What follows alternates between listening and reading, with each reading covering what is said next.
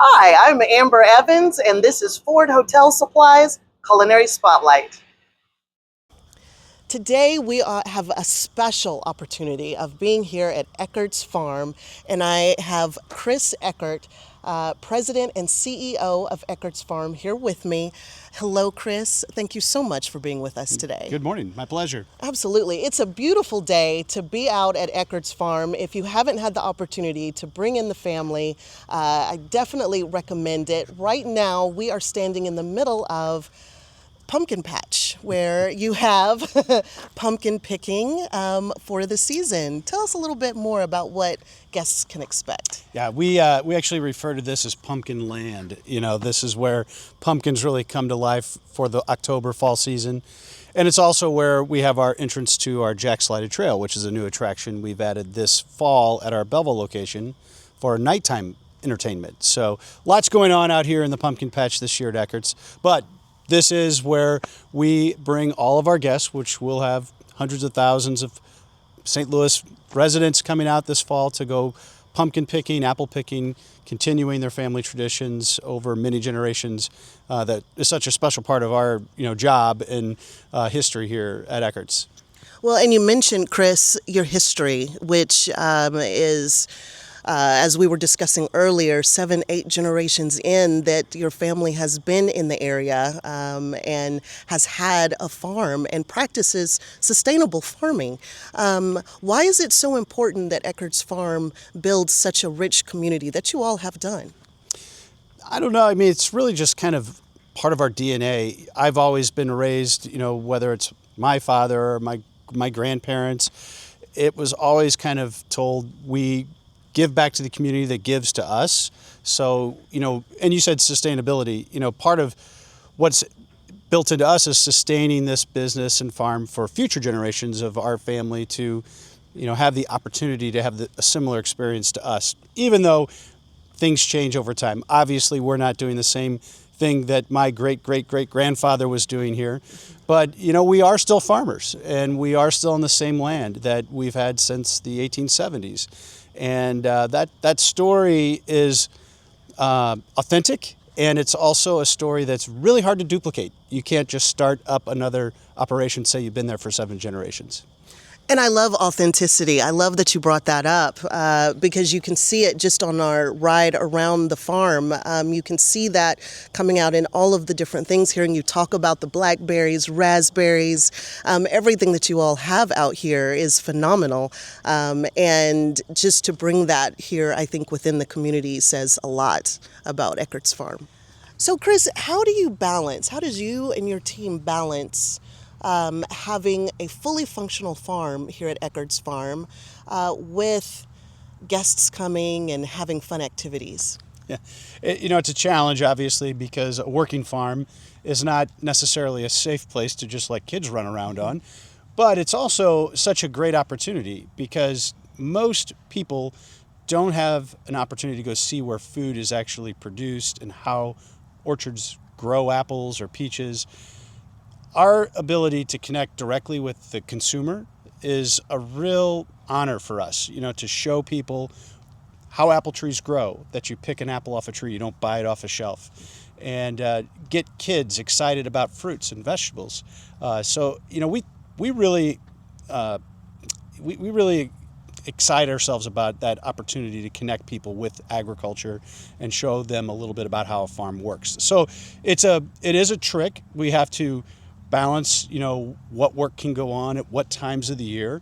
But it's also a great reward, not just economically, but in seeing all the smiles and experiences that our guests get to have. Sure. Now we are here with the Brayburn apples here at Eckert's Farm, which look wonderful and juicy to eat. And I wanted to kind of get more into your family history. And I understand that your great grandfather, if I'm getting that correct, came from Germany, yes? Originally, Eckerts were German immigrants, came in 1837.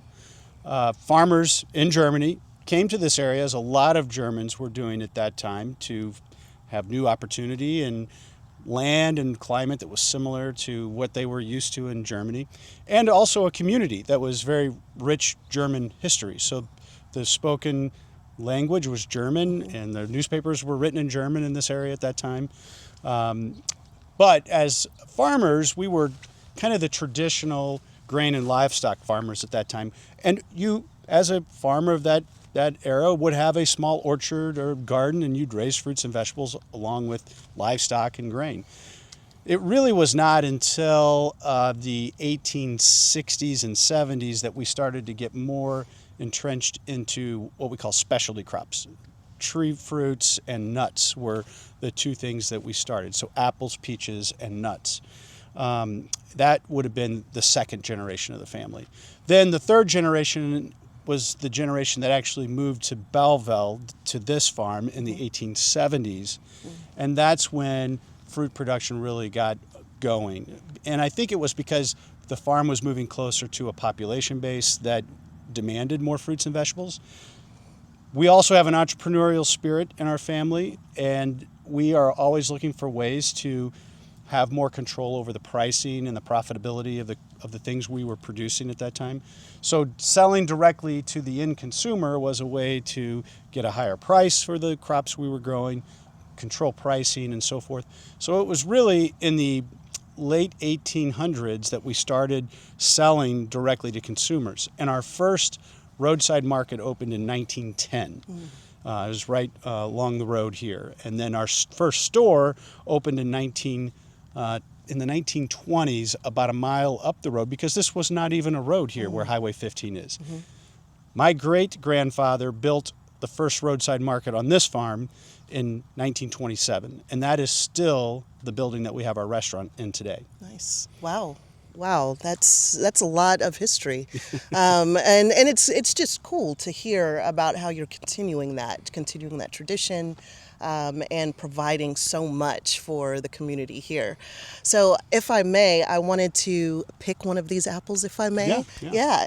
Because the other really nice thing about coming and picking from Eckert's farm is that you use sustainable practices. So I can eat this apple right off the vine. Yeah.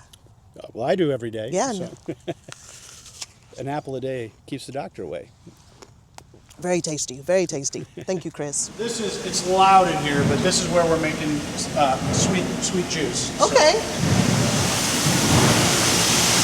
Apples get washed and dumped right here, sanitized, go up a conveyor. And then this is just a large grinder. We're just grinding the apples up into applesauce. Drops into this hopper. Then the blue material that you see is a belt that's porous. It squeezes that applesauce between the stainless steel drum and the belt. And a juice goes through the belt, and the pumice continues on through the press, through a series of wheels that continues pressing more and more of the juice out. And then the pumice is expelled into a bin here. We put that back into the orchard as organic material, but it's basically a dry apple matter at that point in time. The juice flows out underneath the machine and gets collected in this tank. Once that gets up to a certain level, a pump turns on and it pumps it over into our holding tanks right there.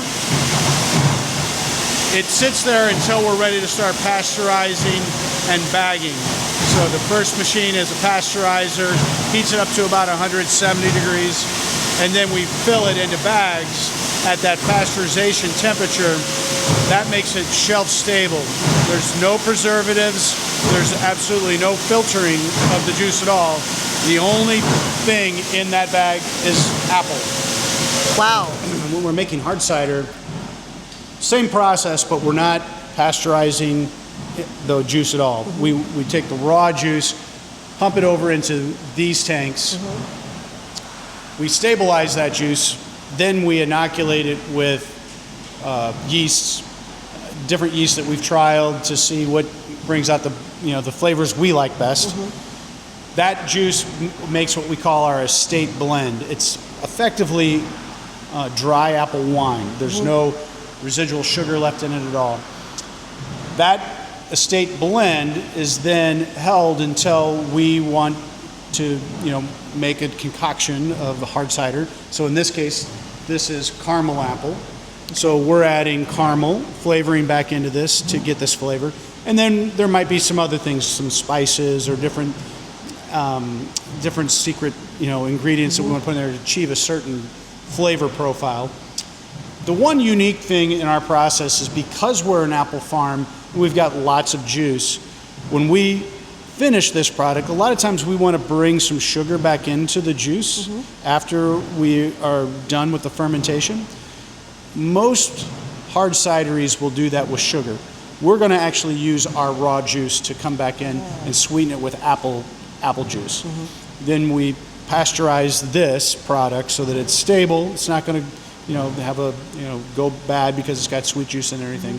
And then get it ready to go. But I think putting that sweet juice back in is a unique way to, it also brings a little more apple flavor to our hard ciders as a result. So something that we can do that a lot of places don't do. You ship out in the whole area, yes? We do not. Oh. The only place you can buy Eckert's hard ciders is at Eckert's. Oh, wow. Okay.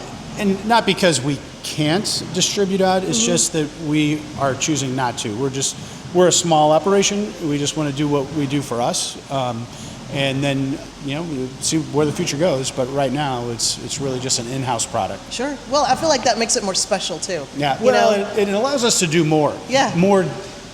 More quantities of recipes. We don't have to do two things really big. We can do a lot of things in a small way. Sure. These are Braeburn apples harvested from our Grafton farm yesterday. Okay. We're getting ready to pack those. The apples get harvested in these large bins, we call them. The bins get submerged in this water tank. The apples float. So it's a very gentle way of removing the apples from the harvest bin. Sure. They float over and then go up an elevator onto a conveyor belt that takes the apples into the packing house. Okay. So on we go to the packing house. First thing we do when they come inside is we wash and sanitize the apples. So that box has a series of brushes and rollers, brushes and buffs the apples, sprays sanitized water on them. They come out and then go onto a 2-lane conveyor that goes through that black box. That black box has cameras inside of it. The apples are rotated across the cameras. It takes 60 pictures of every apple that goes through there. And then the computer analyzes the images of each fruit and determines if there's defects, how much color's on the apple, the shape, size. Based on that, it says, okay, this apple is high quality, it can go out to the store, or it's maybe not as good a quality, it comes back and goes into a box for making juice. Oh, okay. Likewise, it separates it by size on down the conveyor belt, so each of these lanes is a different size of apple that can get packaged into a specific tray to hold that apple, or it goes to the very end onto the bagging line where it's bagged into 5-pound bags for sale in the store. Wow. So that computer is almost kind of like the lifeline, it seems like, of this whole situation in terms of figuring out what you're going to use for what. Yeah, it's really determining the most efficient way to spread the fruit across a machine, not just to keep the quality even, but also that we're distributing it where we have people to actually put it in boxes. Right. So, every orchard's a little different, so the size of the fruit's going to be a little different. So it has to kind of balance where it goes to make it efficient to package. Thank you.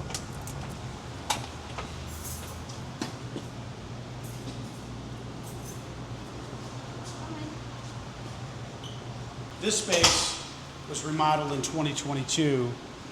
We call it our cider shed. Again, just trying to evolve our business to serve the guests more effectively. We're seeing more and more young couples, maybe on a date night, maybe married without kids, but they are looking for the farm experience, but they're not looking for the child farm experience. This is kind of an effort to satisfy that consumer, as well as like empty nesters that come out to the farm. So this is, not uncomfortable to bring a family to the cider shed, and you can sit out. We play live music on the stage. We have, bingo nights and so forth in here. But it's also a way for us to feature all of the new hard ciders that we're introducing. So we've got 12 of our own hard ciders on tap here, plus other selections because not everybody wants a hard cider. And we do live entertainment every Thursday, Friday, Saturday, Sunday through pretty much the entire calendar year. But just, again, giving different reasons for different people to come to the farm and experience Eckert's. So, yeah, and Absolutely. as I say, we evolve. The space that we're in was originally built as a slaughterhouse. So the room we're in was the kill floor, so you can still see the horse hooks. and rails. Yeah. Where we would, do the processing of steer and hogs in here. And, we're old German farmers. We don't tear anything down. We just repurpose it. But I think it kind of lends kind of a cool atmosphere that lends itself to the hard cider bar vibe. So, What is some of some really good advice that you either received growing up or that you could give to those that are not only interested in agriculture, in experiencing Eckert's Farm the way that you and your family intended? that's a hard question to answer. But in terms of going back to some of the original things we talked about, I was brought up in a family who really encouraged giving back to the community as a way of keeping a community strong and keeping our business and family strong. So we truly exercise that. We are engaged in many, many community activities, and we reach out to the local community all the time, whether it's for philanthropic, purposes or just engaging in getting on committees and doing stuff. And that kind of translates also into doing business with other local businesses to keep that rich, kind of entrepreneurial spirit alive in our community. So, I think fighting for our community is part of our DNA, and I think something I subscribe to. Well, thank you, Chris. It was an honor. It was an honor to meet you and to be here with you Likewise. today. I appreciate it. Thank you. Yeah.